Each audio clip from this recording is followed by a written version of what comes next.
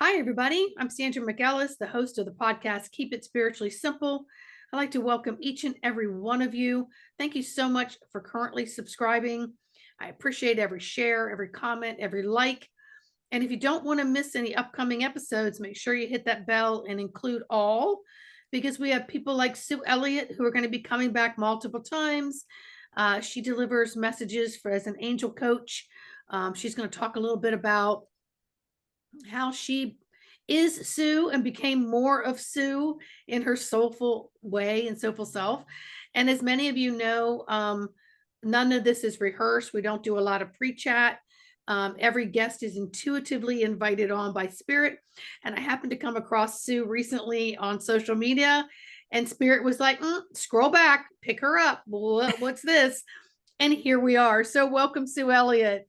Thank you. I love that. I love that Spirit guided you. That's perfect. Absolutely. So tell us a little bit about you and what brought you to doing what you do now in the way that you do it to help others. I love that question. I've been on a divinely guided journey, and the angels want to say that we're all on divinely guided journeys.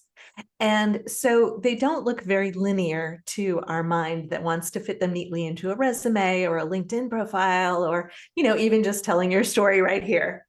And everything I've ever done, the angels were training me and preparing me to do what I do now. And at many junctures along the way, I could go, oh, that's why I did that weird thing. Like, now I need that. So cool. That's why I worked at an education technology startup as a chief growth officer for a little while, so I could connect people with the software development team we used, like a coaching client. So I was, for about 30 years, a magazine editor. I specialized in creating brand new magazines to be sold on the newsstand. So I did car magazines for many, many years. I followed my passions. I followed my interests. I followed the energy, as the angels and I call it now. Mm-hmm. And so that was a really fun industry to be with people who were car enthusiasts, who were passionate about what they did. It was very, soulful, heart-driven. People who wore their heart on the sleeve, really cared a lot. And then I started doing food magazines that were chef recipes. So again, like passion driven. And all of this was very hands-on how-to, because the angels were teaching me, by doing what I loved, how to share complicated information in a very simple way, right? If you think about it, how to rebuild your engine is like a manual this thick of engineering information that I would distill down into 6 pages and a few photographs in a magazine. And so it's been perfect practice. And later I became a spokesperson for the automotive aftermarket, going on radio and TV and telling people why they'd want to make their cars more fun and more comfortable and convenient and more attractive. And that was training to do this, to be a spokesperson for the angels, to feel very comfortable going on a podcast and talking about what's going on, what the angels want to share. They've also trained me to coach in a unique way. When I first moved to the Napa Valley, I didn't know anybody. So I would feel like, oh, I feel inspired to go to this restaurant. Like I'd feel into the different choices and get a little pop of energy for a particular restaurant. So I'd go sit there at the bar and order an appetizer and a glass of wine and chat with whoever was sitting next to me. And inevitably, those first few times, the person next to me, and there would only be one, was going through some sort of major life decision. And the angels would share a question to ask them, or a story to share with them, like tell them about that.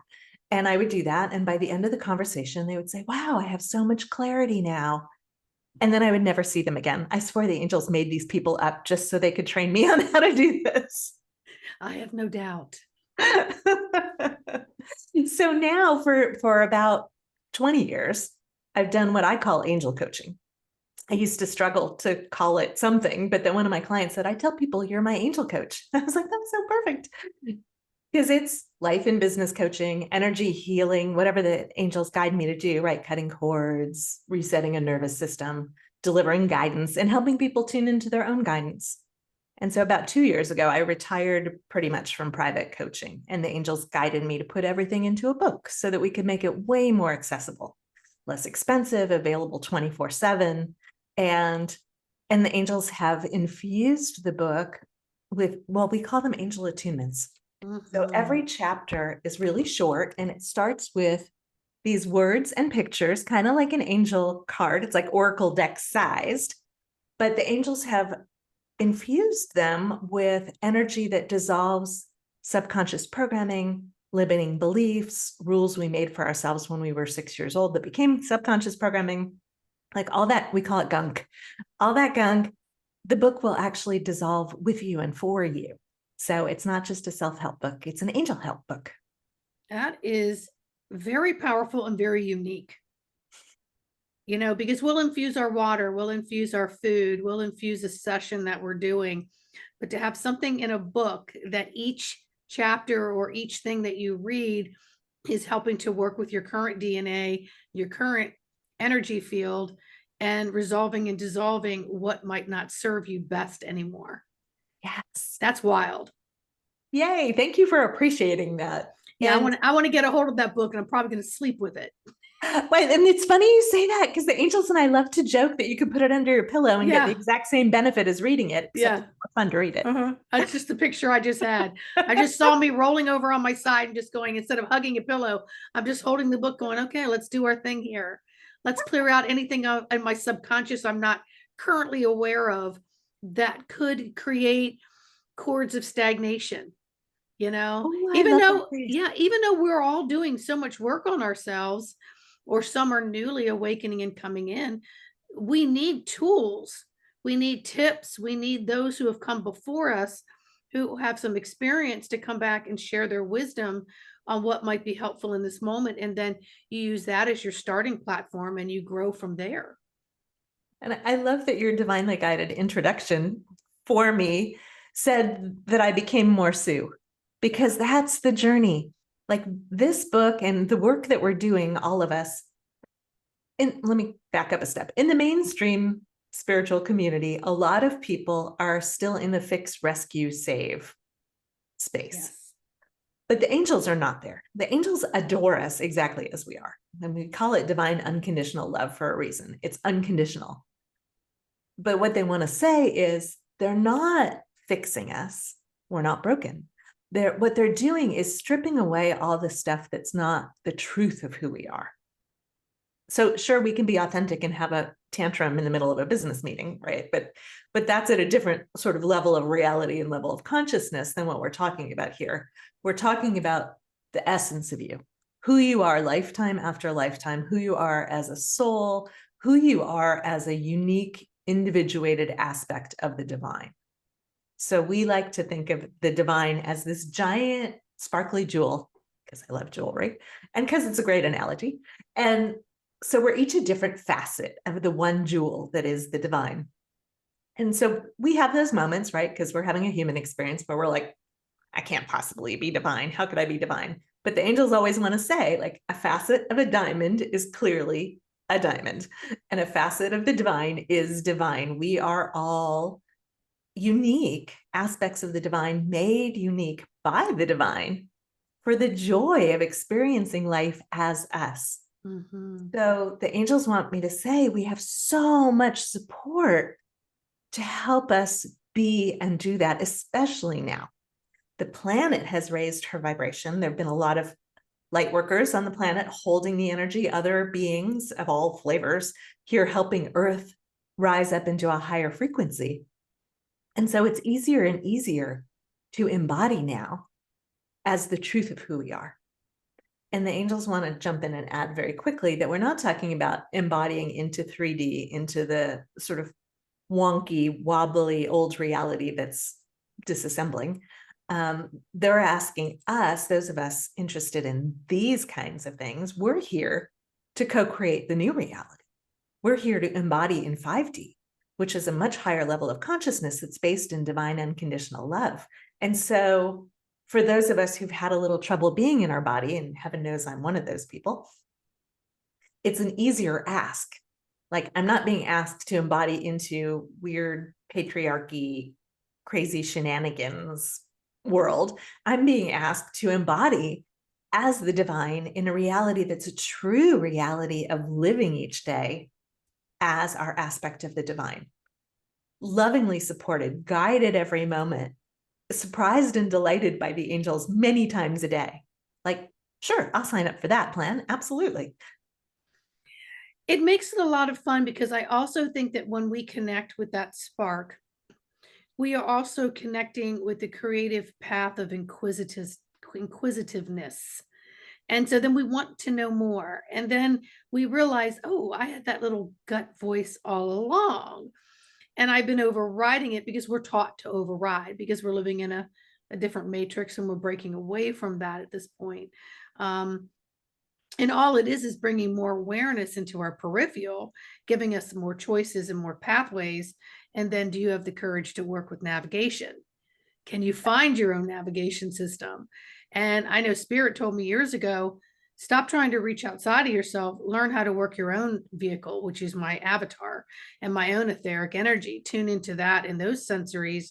And we're going to up the dial and we're going to tune into more of the spiritual sensories. And some of it can be a little confusing because we go into this self-doubt. We as humans go into this like, well, if it's not right there and it's not tangible, it's not this, then it has to be incorrect or wrong. And we question ourselves and we question it.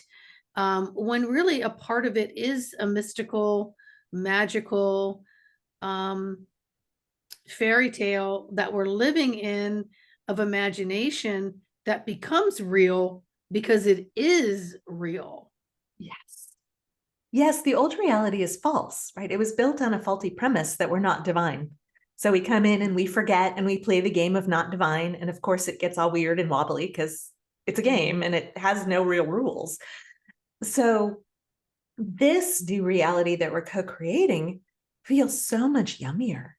And they keep showing me a murmuring of starlings. If you've ever seen one of those videos, and if you haven't, please watch a video of a murmuring of starlings. So this whole huge flock of birds just does these beautiful, like dance-like moves in the sky. And it's mind-boggling, right? How can they possibly do that? They don't have a choreographer. They don't have a conductor out there telling them what to do. And yet they all know how to flow together. And that's what life is intended to feel like for us. That easeful and that cooperative and collaborative and grace-filled and magical seeming.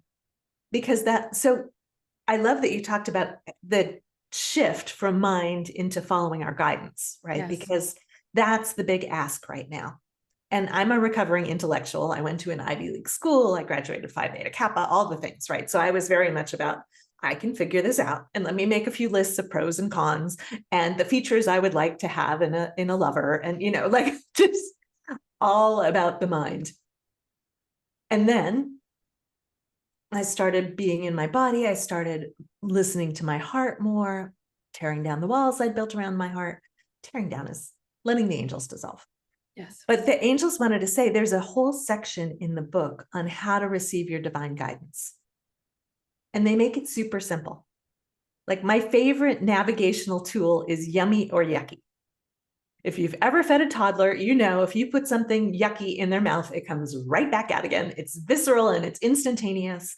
And that's why it's such a good navigational tool for life for us now, because our mind has all those filters. We are clearing them. The book is clearing them. We're doing the work, but our body doesn't have those filters. So even without doing the work, our body is giving us the unfiltered truth of the moment. So when your body has a reaction to somebody you just met that's like, ugh, that is a no, thank you. That was your very clear guidance saying, Yeah, and children, I mean, they have a barometer of reading danger.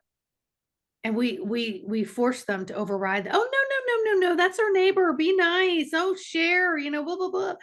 And they're already kind of conscientious that energy isn't where they're supposed to be. And so they automatically retreat. But we teach our kids to override it, just like, many of our religion dogmas and political things, they all teach us to override everything. So we've been taught for centuries to get past the heart, freeze it, and always stay up here. And now we're in this switching of the poles, as my guide has showed me, is switching from the ego into the heart.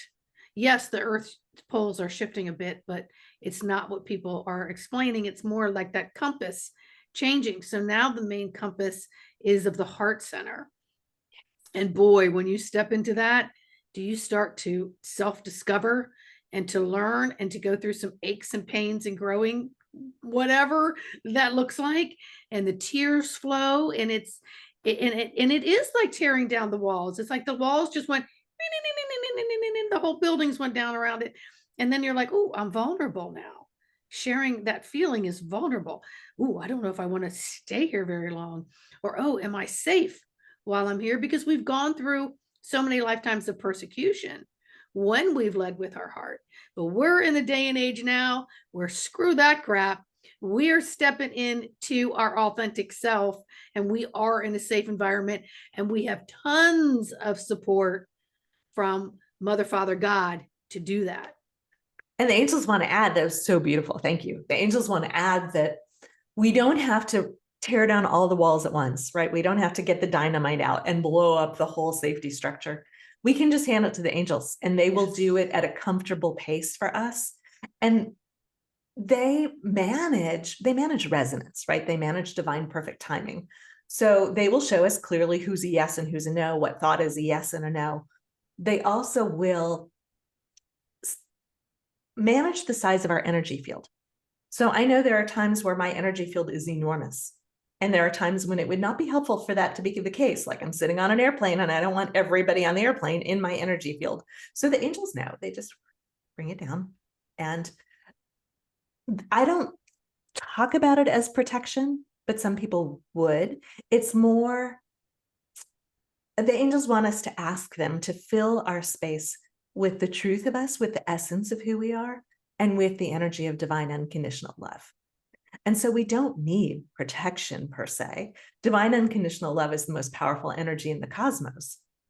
So whenever we be that, right, when we immerse ourselves in it and we learn, because we've had so many lifetimes in the old service paradigm of service through self-sacrifice and suffering and martyrdom and being drowned and stoned and all the things, right? Now we have to be unconditional love for ourselves first. We have to show up for ourselves in the way that we so naturally show up for others. Soothing, comforting, centering, asking for help if we're having trouble. Like, it's not that we have to do it all by ourselves. But when we do that for ourselves first, and there's a whole section in the book on that, when we do it for ourselves first, because it sounds hard and it's not as hard as it sounds, we show up differently. We no longer crave or seek external validation. We know when to consult an expert outside of ourselves because they just know more about us. It's not like we're giving over our power. We treat experts as equals who have more information or more experience in an area. We aren't vulnerable to other people's moods, right? Sometimes they can see and appreciate us, and sometimes they're in the middle of their own stuff and they can't see and appreciate us and they lash out at us. When we're seeing ourselves and loving ourselves and appreciating ourselves and validating ourselves and being gentle and kind with ourselves, all of a sudden we let other people off the hook. We're not at their mercy. We're not needy or clingy or reactive and lashing out at others. We come from this place of our true power. We come from this energy of divine unconditional love. And that doesn't mean that we're doormats, right? We're not going to say yes to whatever presents in front of ourselves. There are many times where we're going to say no, thank you, but we say no, thank you differently. When we're in divine unconditional love, we can say it with great love, and we can say it with more certainty and less fearfulness or reactivity. And so the conversation, the relationship, everything unfolds with more ease and grace when we take the time, the day, the hour, the minute, the week, however long it takes, to come back to being unconditional love for ourselves first. It's so worth it. And that's the biggest ask right now. It's a real shift in how many of us orient to the world. Well, that is truly powerful and extremely well said. And I know when you get there to the even just bits and pieces of that, the peace that you feel and is just it's you can't compare it to anything else, because it's a piece of, I've come into my own, and I don't need, and I don't, and you have less of a critical eye. And like you were saying, Some may call it powers of protection. I don't either. I just call it learning how to operate with my toolbox. And so there are times when, yes, my energy does need to be out and about, and then my energy needs to be in. And it's all about that self mechanism of conforming and adapting to what it is. And there are times, when we can say, "Hold up, I'm starting to get a headache." Or you have this honest dialogue, or "Hey, I got to get through this day, and I really do need to detox X, X, X, and X, but I don't need to be laying down to do it or in the bathroom to do it. So if you could help me gracefully ease into, so that I could still live my life, in this day, and complete what I need to do without feeling under the weather, so to speak." So the angels are all there to help you with that. Is that correct? Absolutely. And I love that example because the angels are very good at pacing. They know what our system can tolerate in any given moment. It's when we override it, right? I remember going to an event and purposefully expanding my energy field to fill the entire room and then just feeling that vulnerability hangover, right? Because my energy field was not meant to encompass all the people in that room. That room was full of some people who had some stuff going on. And so the angels are like, we've got it. Let us take care of how big you are, how attention getting you are in the moment. They want to say sometimes they put us in a situation or show us a thing for information only. We're not meant to affect it. We're not meant to do anything about it. They like to say fly on the wall to me. So we're meant to be a fly on the wall. We're witnessing it. Now we see the dynamics between those people, or now we can see what's really going on with that person because we're sort of detached and we can read the energy more than getting caught up in the words. We can feel the mismatch between the words and the energy, whatever it is. Our favorite question for navigation is, angels, is there something for me to do or say right now? It works in every situation. And they want to say 85% of the time, the answer is no, there's nothing for you to do or say. And for those of us who are like, but I really want to do something. Because I know I can fix the situation. Right. I know I can help them. They're like, flow love. Yes. If in doubt, flow divine unconditional love. And it is transformative, right? I have a dear friend who does business consulting for defense contractors. He works with software engineers at defense contractors. So probably the least woo-woo environment you can work in. And yet he'll go into a meeting with them and hold the energy of love. And the meeting will just unfold magically because it's so potent. Or I have a client who, her mom was living with them, and the mom and the husband were constantly like just driving each other crazy. They were way too much alike in some ways. And she stopped actively trying to mediate or choose sides or any of that. Like, it was tearing her apart. So she just sat and she bead love. She emanated love into the room, and it completely transformed the dynamic in their home and eventually created a path for the mom to like feel more capable again. And mom has since moved out and is loving life and has more friends. And like, it's transformative in ways that we can't even begin to guess because it carries divine unfolding, divine intent. What's in what people would call the best and highest good of everyone concerned. And we don't have to know that. We don't have to figure it out. We don't have to try and make it happen. It can just be love. It's so much simpler. Speaking of keeping it spiritually simple. Yes, ma'am. It doesn't have to be complicated. And, it just needs to be more simple. And we want to complicate it as a human. Oh no, I'm going to need something a little more complex there, because if I don't understand it, then it must really mean something. And I'm going to need at least 12 steps to it. It can't be Exactly. like one step or two steps, like center yourself and then be love. And then we can make it a lot of fun too, because, if we're going into a situation that we know there could be some trepidation or anxiety, or might be uncomfortable for ourselves or for others, I used to send the angel team ahead of me and just say, "Hey, I'm en route to this particular location, and things might be a little, topsy-turvy, and people might feel uncomfortable because everybody wants their own way. I want to be able to negotiate. and have it be where everyone feels like it's a win-win or comfortable in their skin without any of this, wanting to punch each other. So I'm sending you ahead of time to maybe just work on the energy so we're all a little more copacetic. So these kinds of things can help too, right? Absolutely. I love that. And we say that a lot. The angels can send your energy to condition a room for you. So if you have to go to a job interview or, you're going to do a speaking engagement or whatever it is, and you feel a little nervous about it, they can fill the space with the truth of who you are, which is incredibly supportive for you in the moment. They can fill the space with divine unconditional love. Again, you don't have to figure it out. You can just say, angels, here's where I'm going. Angels, where I'm going today. If you're a salesperson who goes from place to place, like, where I'm going, who I'm seeing, would you please take care of all that? Like, we can make it that simple. They want us to delegate to them all day, every day. Oh, and they want me to share the angel delegation statement. So thank you, angels, for taking care of, and you fill in the blank. Thank you for taking care of my body. Thank you for taking care of my work. Thank you for taking care of my children. Whatever it is, thank you for taking care of the planet. When we say it from that space, it's different from the way most people ask or pray, right?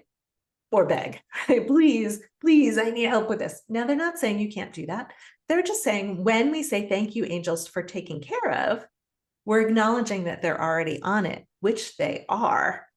And it helps us feel better. It helps us find relief. So if you're using the statement and you don't feel relief yet, or you don't feel lighter, or the room didn't get brighter, or you don't feel that shift of some sort, play with the words, make it more general. You notice I didn't say, thank you, angels, for taking care of my child's asthma. I said, thank you for taking care of my child, right? Not thank you for taking care of this back pain that I can't seem to get rid of, and it's been bothering me for 7.5 years now. And it's thank you for taking care of my body. If that's too much, thank you for taking care of me. When I'm really spun out, thank you for taking care of everything.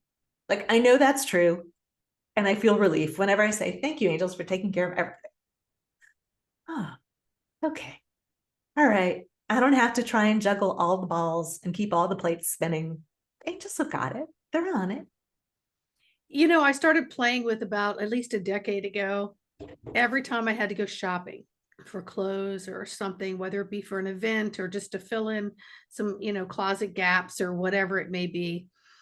And whether I was going into, whatever end of a store I was going into, whether it was bargain shopping or whatever, I would call on my angels and I'd say, show me what it is that would be best for me. So when I get into that dressing room, it's going to look amazing on me. Because number one, as women, we get into the dressing room, stuff doesn't fit. We start looking at our body. We're like, oh God, get me out of here. The fluorescent lights play a big game of that too. Um, and if you're stuck on the label, what size things are, you might be mad that you're getting into a large, which is a small, but it could be an Asian large, which is really a small. And, there's all these different trickeries that go on. So we have to take control of it. So every single time I forgot to do that, I would just be hunting and hunting. And then I get the message, oh, did you call it? Did you call on us? Oh, yeah. Shopping angels. And I'm telling you, within few minutes, what I want is in my hand. Like the perfect size, the perfect color, the perfect everything. So I never shop without my shopping angels I love that. because And they're little fashionistas. They know better. they love it. Yes. And they're so happy to do it. There are angels that love everything, right? There are angels who love working on cars, and there are angels who love shopping, and there are angels who love cooking. And you don't have to know which angels, you don't have to call them by name. You just ask for the help. But they want to jump on that point. We still live on a free will planet. So there's only so much they can do if we don't ask. And that's why over and over again, they'll remind us, like, did you ask for our help? Did you, ding, ding, ding, right? Like 444 on the clock, or angel cloud in the sky. Hey, we're here. Remember to ask, because they can do so much more when we ask. So they're saying, please ask. And if you can't think of what to ask, our favorite thing is angels surprise and delight me. Yeah, back in the day when I didn't call on them, I would get a hit in the head. Like physically, something would occur. And after a number of years, Funny, not whoa, funny. I would say, whoa, no hits in the head. I'm listening. Just show me the pathway. No hits in the head, no mistakes. No, just show me the pathway.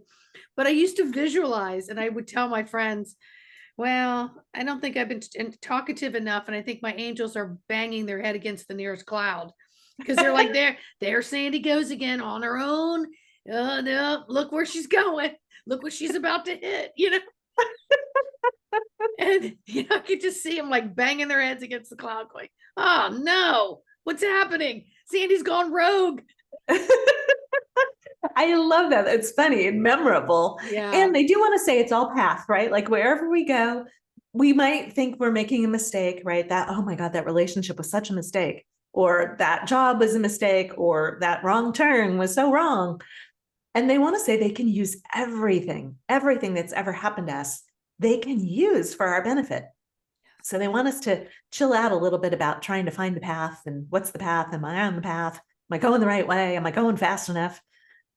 Oh, they want to say there's a bit. Okay. May we clear some programming? Please. All right. So there's a huge chunk of density that's been very present for me and a lot of light workers I know about doing it wrong. It's the not doing enough. It's slavery programming. We're not doing enough. We're not doing it well enough. We're not doing it fast enough. And it has a primal life or death quality, which is how we know it's slavery programming, because slaves have to work, more, faster. No rest for the wicked. No rest for the weary. So the angels want to dissolve. We're going to uncreate, delete, dissolve, and dissipate all of that from this and all previous lifetimes across all time, space, dimensions, and realities, and all the timelines we have running right now. Ooh, that's moving a lot of energy. So everything that is, all the rules we've made for ourselves, all the corollaries to the rules. Dissolving all that, setting us free to do what we do in the most you way. So I do it in the most Sue way. Sandy does it in the most Sandy way. You do it in the most you way, which is not the same moment by moment. Sometimes you have a lot of energy. Sometimes you're tired. Sometimes it's somebody sleeping in the house and you want to do it quietly, right? Not forcing ourselves to do anything any particular way, but simply tuning in, feeling what feels harmonious right now. And that's actually the final chapter in the book, is inner harmony. Because at the end of the day, there's only one thing you need to notice is, am I feeling turbulence or am I feeling inner harmony? If I'm feeling inner harmony, awesome. Nothing else to do. Just keep going about life. If I'm feeling turbulence, then I get to be love for myself. I get to delegate to the angels. I get to ask somebody for a hug. The angels want to say one of the reasons we're harping on the body is because light workers have a tendency to not be very in the body. And human bodies have been built, our nervous systems are wired so that when we feel what they call dysregulated, when we feel turbulent, yucky, we can come into resonance with or harmony with somebody whose nervous system is calm or loving or peaceful or regulated. So that's why kids, when they get upset, go and run and hug mommy, because mommy's nervous system is regulated. And so then we instantly feel peace. Never, the angels really want to say this, we almost never use the word never, but never feel like you have to do this by yourself. If there's not a human around for you to hug, the angels will hug you. Hugging your dog, petting your cat, these things work. I have lamb's ears plants, really soft, fuzzy plants in my yard. Petting them is instantly grounding. First of all, it connects you to the planet and lets all of that excess energy discharge into the planet. But it's also very soothing. It's sensual, so it brings you into the body. And the angels want to add, if we're not in the body, getting in the body is super easy. You can find people who make it complicated, and that's fine if you want to. But all you ever have to do is notice your senses. What am I smelling right now? I hear a clock ticking. Ooh, I feel a breeze on my skin. Or I can consciously pet the velvet on my sleeves, right? I can do something to bring myself back to the moment that just involves the senses. It doesn't have to be a big deal. And then we can play the appreciation game. I love that they showed me this. This is one of my favorite ways to move through life. Oh, what a beautiful blue on that car. Oh, look at that pretty cloud. Oh, look at that tree. Like as we move through life, oh, that's lovely. Oh, that's beautiful. Oh, I love your earrings, right? It's it's an engaged, present, yummy way to move through reality. And we don't have to do it for very long before we completely shift where we're coming from. We come from appreciation, and that is right up there, right adjacent to divine unconditional love in terms of how potent it is. Very powerful. Because as we're moving into more of these new energies, the good, the bad, the right, the wrong no longer have a place, because everything is about being on an adventure. And so, if you want more choices in life, go down a road that didn't lead you very far. You don't have to say it was the wrong road. You had an experience, you turned around, you went back, and then the next time you passed it, you're like, not taking that road again. I want to go straight this time. So it's all learning experience and saying, hey, thank you for reminding me not to take that road again, because I may have taken it just out of my own subconscious autopilot. And that's the other thing I think the angels do. They help us get out of that subconscious and into that conscious awareness of the now, of the here, and then taking responsibility for this collaboration of energy that's seen and not seen, but that makes up our daily steps on the path that we're on in this today.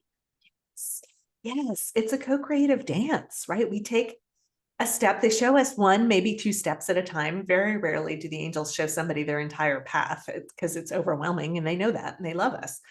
So they'll show us a step and we take the step. And sometimes the step feels really yucky, right? You go on a date with that person that you felt inspired to go on a date with because you needed to. The angels were helping you to see something, right? Like that person who was perfect on paper is really what my mom told me I should date, not what I want.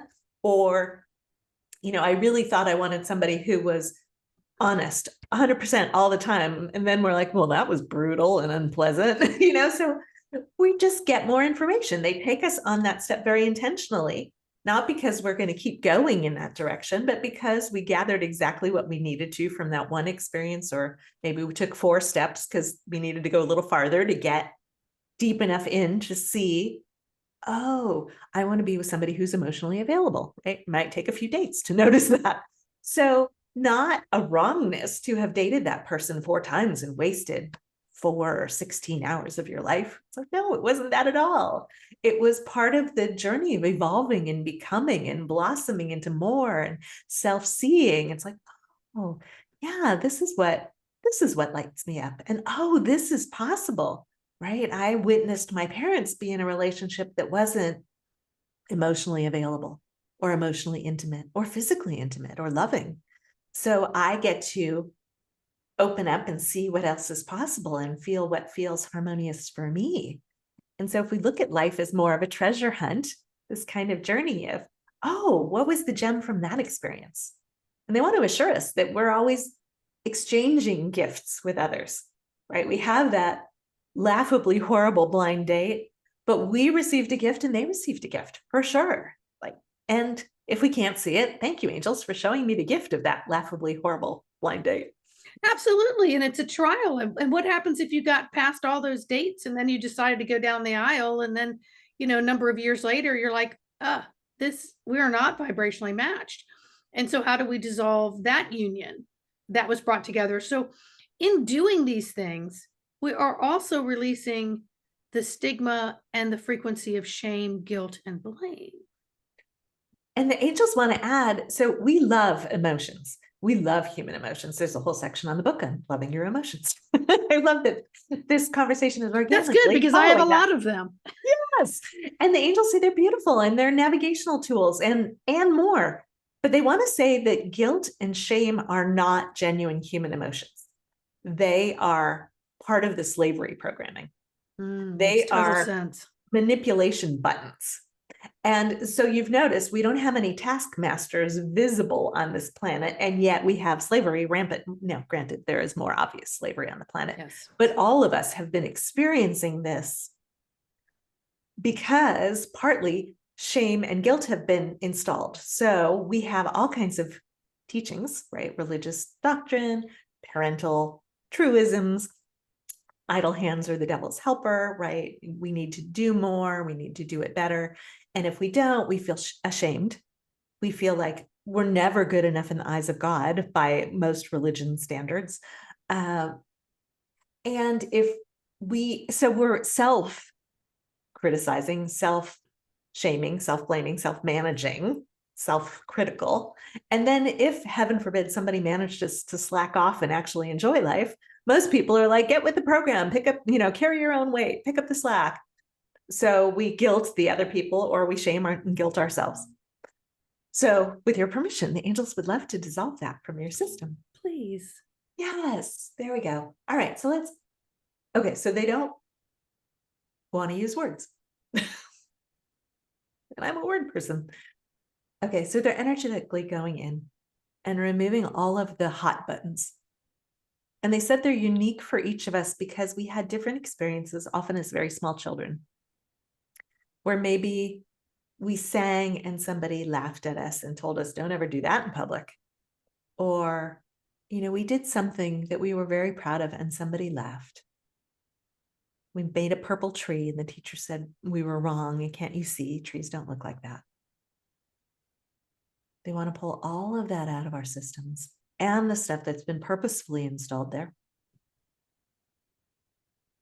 And they're going to leave awareness so that we can have the fun of noticing when somebody's trying to push one of our buttons and it doesn't do anything anymore. So they go in and they snip the wiring on the back of the hot buttons. And so somebody can push your button all day long and you're just going to kind of giggle and be like, go for it. Look at you trying to get a rise out of me. And they want to say not everybody who does that is malicious. Most humans don't remember that they have access to infinite energy, so they steal energy from other people. And they often do that by getting a rise out of you, whether it's anger or fear or frustration. Or some people, get it from bliss and joy and laughter. So if there is someone or many beings in your space who are doing that, and you could call them energy vampires, but we don't have to malign them. They just don't know. The angels will be feeding them energy, and that energy will no longer come from you. So we typically call this cord cutting, where you are connected to somebody else. And often there's somebody that you've been in an intimate relationship with, a parent, a sibling, a child, a significant other, who is still siphoning energy. I discovered that my dad was siphoning energy from me when I was in my 40s. I had this knot in my calf that wouldn't go away. And when it was the first time I ever cut cords, and my dad ended up in the hospital, that's how much energy he was taking from me. And so ever since then, when the angels and I cut cords, the angels keep flowing the energy to that being. So there's no difference in their experience. It just no longer comes through my energy system. And the angels would like that to be the case for all of us. So with your permission, they will make it so. Thank you. Thank you. I wasn't sure what to expect on this show. I just knew it was going to be fun because of the topic. And I've just fallen in love with you because you're just amazing. Your energy, we bounce really, really well. I wish you were my neighbor because I'd be coming around the mountain with a cup of tea or something. That would be wonderful. Because you live on the other side of the mountains, it's why I use that analogy. Playing with the angels it's so light and it's pleasurable. And yes, of course, we have lessons to learn, but we're the ones that can make them as hard or difficult. But until we actually recognize that perhaps what was instilled in us as a child and then through whatever decade we've gone through might not serve us anymore, and then to clear the whiteboard and start over and invite your team in, invite your higher self, invite your team in to start new, and then to retrain and repattern thyself. And then I think you're going to watch the DNA become very effervescent, and you can just see it, just bubbly all through the body, which makes you happy and giddy and want to giggle. At least that the way I describe it for myself, is being in that realm of beautiful, spiritual beings that are unseen, but so Yes. felt that you can't deny it. Yes, the angels are so joyful and playful, which is why surprise and delight me is one of my favorite angel prayers, let's call it. Angel asks, because they love to surprise and delight us, and they love to bring us things that we couldn't possibly imagine.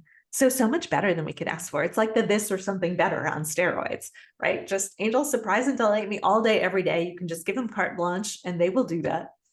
And they want to come back to the word lessons, right? Because so many people talk about this as earth school, and that's not how they share it with me. So it's not that some people aren't having that experience, right? But they want to allow it to be lighter in our experience. They want to say that we're having experiences.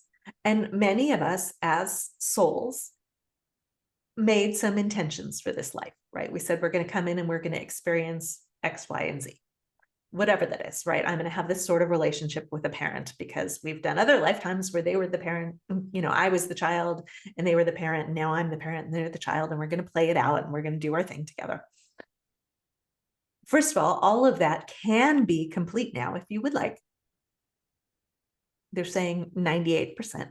There are a few agreements that the angels would love to still fulfill for you. But with your permission, they can dissolve all of that and give you what some people call a completion life, where there is nothing left to accomplish and you are at complete choice and freedom as to what to do, which is a little bit like, oh, now what do I do? And they want to say, you don't have to figure it out. Remember, we're not doing it from here. We're doing it from here. So if you had total freedom, just allow that to land in your body. The angels want to give you back your freedom. Everything that feels like bondage, everything that feels like duty, everything that feels like responsibility, please delegate to them. Thank you, angels, for taking care of all of that. And thank you for showing me the one next step. And they want to say, for some of you, that's going to be something surprising. It's going to be like, call Bob. And you'll be like, why would I call Bob? I haven't talked to Bob in 7 years. And they're like, just call Bob. Please call Bob. Because Bob has the answer to the question you were just wondering about. Or Bob is hiring a person just like you or your spouse, or you don't have to know why. Just call Bob. They want to say you don't have to jump out of the shower if you have shampoo in your hair and call Bob right then. Like, you can finish drying your hair and put clothes on and then call Bob. But don't put it at the bottom of a to-do list that's 27 pages long and do it like never. Because your guidance is time sensitive. And sometimes your guidance is going to sound really weird, like, go to the bathroom at the other end of the building instead of the one that's right here. And they want you to do that. And they're laughing at me because I have a really hard time with this one. I'm an efficiency person, right? They're like, when we tell you to go to the bathroom at the other end of the building or to go out the other side of the parking lot, there's a reason. Like, you're going to cross paths with somebody who has the answer to your question or who is looking for someone just like you. They're showing me one time when I was standing in line for a taxi cab at the Las Vegas airport. And it was one of those Disneyland lines that wound around and around and around. And I ended up next to somebody I love, a dear friend who was like, Super Elliott, you're exactly who I need to talk to. And I'm like, what are the odds of bumping into this person in the taxi cab line? Of course, the angels put us in the perfect place for divine perfect timing. And it turned into a job. Of course, like, it was just perfect and easy. They want to say everything can be this easy. I had a woman call me up out of the blue one time and say, I'm launching this website to help people find out what collector cars are selling for at auction. And so they can sell their own, they can keep track if they're buying or selling. And she's like, and I want to create a lot of content for these people that's going to attract them to the website and get them to come back regularly. And you're the person to do it. How much will that cost me? And I was like, well, who else are you talking to? And she's like, no one. I was told you're the person I need to talk to. You're the person to do it. I was like, okay. So I got this editorial director job, like, from someone I had never heard of, recommended by someone I barely knew. And I got to name my price. And so they're saying that's what life can be like. It can be this easy. It can be this magical. It can be this filled with grace. and you can do what you love. The angels want to jump up and down and say, they know what you love. They know what you dislike. They know your preferences. They know your gifts and your talents and your superpowers. They know what you are good at doing, what you would like to become good at doing, what you never want to do. Like, you can just relax and let them bring you the guidance one step at a time. They're not good. If you are a concert violinist and you love it, they're not going to go tell you to become a bricklayer, right? They're going to protect your hands. They're going to bring you work that you love. If you hate being a violinist and you only did it because your parents made you, like, that's a whole different story. But they're going to bring you what would light you up, what would feel delicious to do, what would be the next step on your journey of expanding and evolving and really co-creating with the divine to make more, to expand the entire cosmos. That's how beloved and valuable you are. I am just kind of cracking up because I'm thinking of, like, when the angels will say, go to the other end of the building and do this, or go to the other end of the parking lot, or go to a different grocery store, or you need to get up and go somewhere for something. I used to do all of that. And sometimes I'd have no experience, right? And so I'd say, what? Did I walk too fast? Did I drive too slow? Like, did I miss it? Like, what's up with that? And then I heard, we were using your vessel to clear some energy. We just asked you, and also we're fine tuning your listening ears, Sandy, because sometimes you're on your own agenda. And sometimes our guidance is helping us avoid something. Yes. Oh, So yes. if you're driving along your normal route and all of a sudden you turn right, you may not, sometimes you'll hear there was Yes. a bridge that was out or something, and that's why the angels had you turn right. But sometimes you were going to drive through that intersection at just the wrong time. And so there was no car crash. So you won't have validation. You won't have proof that you did the right thing. So in the beginning, they love to bring us lots of validation so we can make our list and like have our evidence list that, oh yeah, it works. Okay, I'm going to keep tuning in because every time I tune in, they're right. Like, they like us to make lists if that supports you, or journal or whatever it is. But they want to add that most of the time, more often than not, we're never going to know why our guidance said go left instead of right. Yes. Yeah, we just have to trust it. But I will tell you, I never not listen. I've learned my lessons. I don't need to get hit in the head. And if I get a message and I'm doing something and it says call Bob or message Bob, as soon as I have a moment, because we have text, voice texting, phones, we have emails, we have so many ways to reach out to someone. I will make sure that I do it. And I'll just say, hey, thinking about you, just hoping all things are well. And without fail, oh my gosh, I was thinking about you too. I'm so glad you reached out. Or, hey, I needed to talk to you, or something.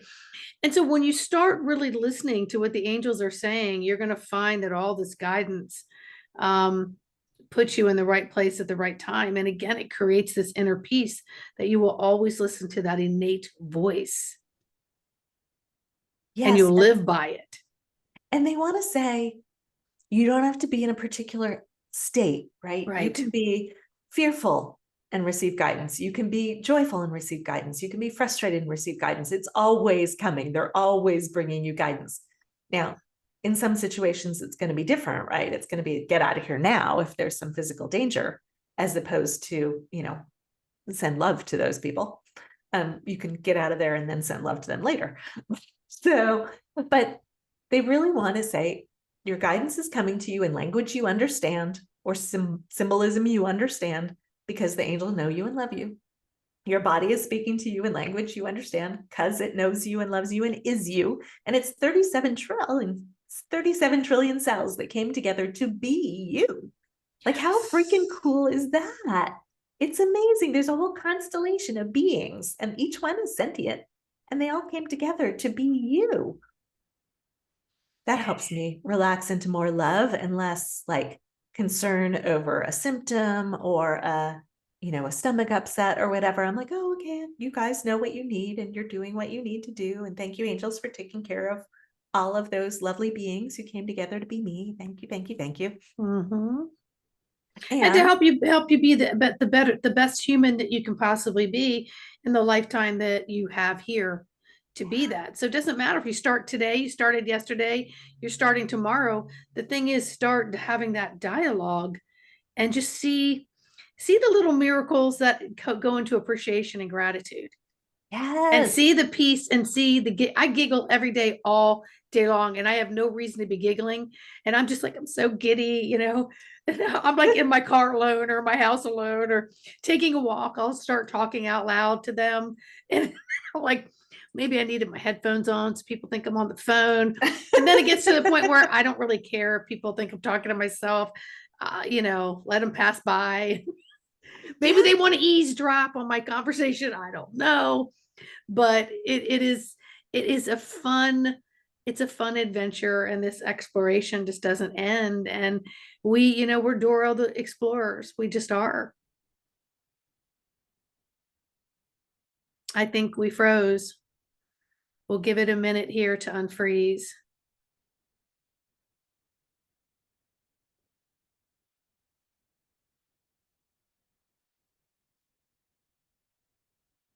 Come on, baby, unfreeze for me.